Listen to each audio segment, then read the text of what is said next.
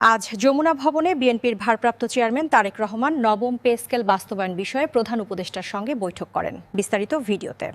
তারেক রহমানের নির্দেশে 1:4 অনুপাতে 14 গ্রেড নির্ধারণ। যমুনা অতিথি ভবনে মিটিংয়ে পূর্ণাঙ্গ তালিকা প্রকাশ। অর্থ উপদেষ্টা এ বিষয়ে যা বললেন, এ বিষয়ে বিস্তারিত আলোচনা করার শুরুতে আপনারা যারা এখন পর্যন্ত আমাদের এই চ্যানেলের নতুন সদস্য আছেন তারা পরবর্তী আপডেট পেতে চ্যানেলটি সাবস্ক্রাইব করে বেল আইকনটি অল করে দিন। আজ যমুনা অতিথি ভবনে বিএনপির ভারপ্রাপ্ত চেয়ারম্যান তারেক রহমান নবম পে স্কেল বাস্তবায়ন বিষয়ে প্রধান উপদেষ্টার সঙ্গে বৈঠক করেন। কর্মচারীদের সকল দাবির কথা তুলে ধরেন তারেক রহমান।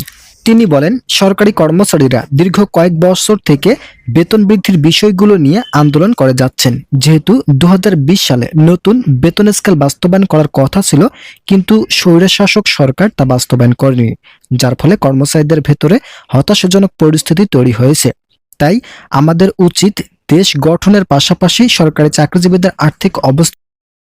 তিনি আরো বলেন, দেশের এই পরিস্থিতিতে নবম পে স্কেল বাস্তবায়ন করলে কর্মচারীদের মাঝে কিছুটা স্বস্তি ফিরে আসবে। যেহেতু অন্তর্বর্তীকালীন সময়ের মধ্যে একটি কমিশন গঠন করা হয়েছে, তাই আমাদের উচিত হবে নবম পে স্কেল আগামী জানুয়ারি মাসে কার্যকর করা। বাংলাদেশের 14 লক্ষ রাজস্ব খাতভুক্ত সরকারি চাকরিজীবী সহ মোট 22 লক্ষ চাকরিজীবীরা অন্তর্বর্তীকালীন সরকারের দিকে তাকিয়ে আছেন। কর্মচারীরা সরকারি কাজ করার ফলে তারা হরহামেশায় কর্মসূচি দিতে পারে না। যেহেতু সেখানে সরকারি কাজের বিভিন্ন বাধা বিপত্তি থাকে, তাই বরাবর অন্তর্বর্তীকালীন সরকারের উপদেষ্টাদেরকে আলটিমেটাম দিয়ে যাচ্ছেন। তাদের এই অসহায়ত্বের সময় যদি নবম পে স্কেল বাস্তবায়ন করা না হয়, তাহলে পরবর্তীতে এই বেতন স্কেল বিলম্ব তৈরি করতে পারে।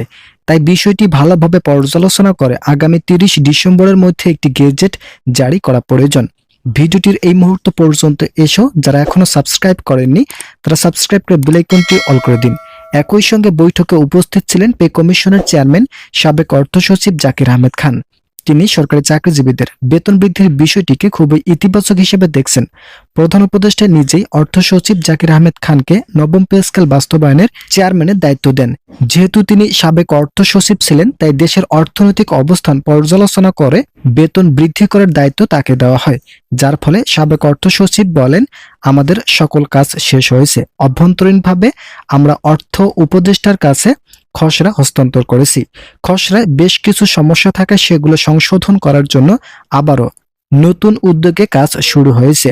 যেহেতু বিএনপির ভারপ্রাপ্ত চেয়ারম্যান তারেক রহমান আগামী 1 জানুয়ারি 2026 থেকে নবম পে স্কেল বাস্তবায়নের আশা ব্যক্ত করেন, তাই আমরা আগামী 31 ডিসেম্বরের মধ্যে গেজেট প্রকাশ করব। এছাড়াও কর্মচারীরা দীর্ঘদিন থেকে বিভিন্ন ধরনের সমস্যা জর্জরিত। আমরা যখন অনলাইনে জরিপ করি এবং কর্মচারীদের অর্থনৈতিক অবস্থানগুলো পর্যালোচনা করি, তখন এই বিষয়গুলো সামনে উঠে আসে। কিন্তু পূর্বের সরকার যদি 2020 সালে নবম পে স্কেল বাস্তবায়ন করত, তাহলে আজ দশম পে স্কেল নিয়ে কর্মচারীদের মাঝে এত বৈষম্য দেখা দিত না। কেননা এই দীর্ঘ 10 বছরের যাত্রায় বাজার দরের দাম প্রবল আকারে বৃদ্ধি পেয়েছে, যার ফলে কর্মচারীরা মাত্র 8,250 টাকায় মূল বেসিক দিয়ে অর্থনৈতিকভাবে সামাল দিতে ব্যর্থ হচ্ছে। এই কারণে আমাদের উচিত হবে আগামী জানুয়ারি থেকে তা কার্যকর করা। তো বন্ধুরা, যারা যারা সরকারি চাকরিজীবী আছেন তারা পরবর্তী আপডেট পেতে চ্যানেলটি সাবস্ক্রাইব করে বেল আইকনটি অল করে দিন। যেহেতু অন্তর্বর্তীকালীন সরকার দক্ষিণ এশিয়ার প্রায় সংখ্যক দেশগুলো বিবেচনা করে অনুপাত আকারে বেতন বৃদ্ধির প্রতিশ্রুতি দিয়েছে, তাই অনুপাত আকারে বেতন বৃদ্ধি করা হবে। বিশেষ করে যারা কর্মচারী আছেন তাদের জন্য 1:4 অনুপাতে নবম পে স্কেল বাস্তবায়ন করা হবে। এতে করে কর্মকর্তা ও কর্মচারীদের মাঝে থাকা বৈষম্য চিরতরে দূর হবে। কর্মচারীরা 2015 সালের অষ্টম বেতন স্কেলে মূল বেসিক সর্বনিম্ন 8,250 টাকা পেয়ে থাকেন।